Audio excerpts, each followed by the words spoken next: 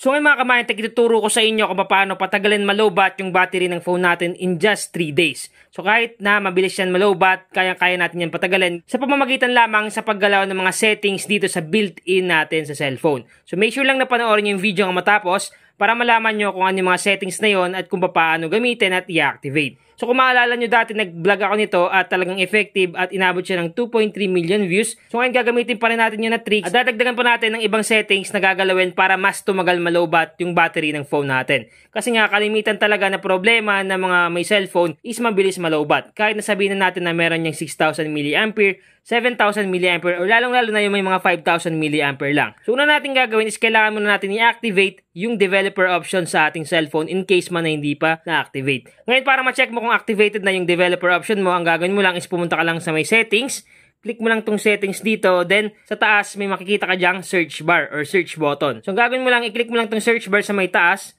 click mo lang to, then i-type mo lang dito yung developer option. So, type lang natin developer options or developer lang. Once na tinype mo at walang lumabas na result, ibig sabihin lang hindi pa activated yan. Ngayon kung activated na, i-click mo lang yung developer options. Ngayon dumako muna tayo dun sa hindi pa activated. So halimbawa tinype mo yung developer at walang lumabas na developer options or developer mode, ang gagawin mo para ma-activate is i-search mo lang dito yung build number or build lang. Ilagay lang natin yung build. So once na sinearch mo yung build at may lumabas na build number, i-click mo lang yan. Pero take note sa ibang devices hindi build number yung nakalagay or build version. Sa iba nakalagay is software version. So once na i-type mo yung software dyan, type natin. So i-type nyo lang yung software. Pag tinype nyo yung software, automatic lalabas dyan yung software version kung yun yung nakalagay sa inyo. Pero kung hindi software version, automatic build number yan or build version. Pero pag hindi nyo mahanap, ang gagawin nyo lang is i-search nyo lang dito yung version lang. Pero sigurado ako nalalabas yan basta unahin nyo i-type yung build number or build. Pag wala yung build, i-type nyo lang yung software version or software. So sa akin, build number, i-click ko lang tong build number dito. Then pag naklik mo yung build number, automatic dito ka mapupunta. Scroll up mo lang, hanapin mo lang dyan yung build number na word. So eto yon, build number. Ngayon para ma-activate yung ating developer option sa ating device, i-tap mo lang siya ng 7 times or 7 beses. So tap natin, 1, 2, 3, 4, 5, 6, 7. Automatic lalabas yan at ilagay mo lang yung lock screen password kung meron man yung phone mo. So ilalagay ko lang yung sa akin. So once na malagay mo na yung lock screen password ng device mo kung meron man, i-click mo lang to. At automatic lalabas dyan, you are now a developer. So nangangahulugan lang na activated na yung developer option or developer mode sa inyong device. Ngayon para makapunta doon, pumunta ulit tayo sa may settings. So click mo ulit tong settings sa phone mo. Then pumunta ka ulit sa may search bar or search button sa taas. Click mo lang. Then saka mo i-type ulit yung developer or developer option. So kahit developer lang, lalabas din yan basta meron. So katulad dito, tinype ko developer, lumabas yung developer option. So ang gagawin nyo lang is i-click nyo lang tong developer options. Ngayon para tumagal malobat at maging makunat yung battery ng phone nyo at tumagal siya ng 3 days or more than 3 days, so ang gagawin nyo lang, isanapin nyo lang dito yung BPL or yung background process limit. So ang gagawin natin, scroll up lang natin siya. Scroll up, hanapin nyo lang dito yung background process limit. So ito na yung BPL or yung background process limit. So ang gagawin nyo lang, isi-click nyo lang yan. Click natin. Kung mapapansin nyo, nakaset siya or naka-default siya sa standard limit.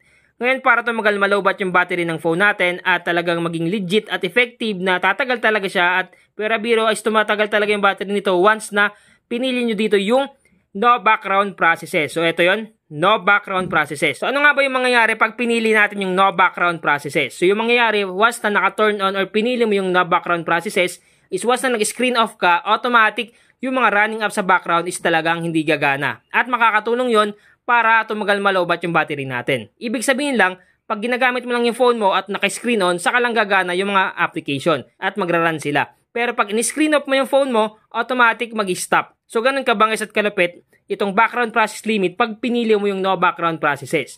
So kahit dati pa, nung nakarang taon pa is ginagamit ito, hanggang ngayon is legit pa rin siya na gumagana. So gagawin natin, piliin lang natin itong no background processes. Piliin natin yan. Then dapat hindi nyo kakalimutan na i-turn on din yung settings dito na don't keep activities. So dapat naka-turn on din yan. Kasi nga pag naka-turn on yan, automatic yung mga application is talaga mag-off pag hindi nyo ginagamit. At makakatulong para mas tumagal pa malobat yung battery ng phone natin. At magagamit natin siya na mahabang oras. So dapat naka-turn on to. Turn on natin.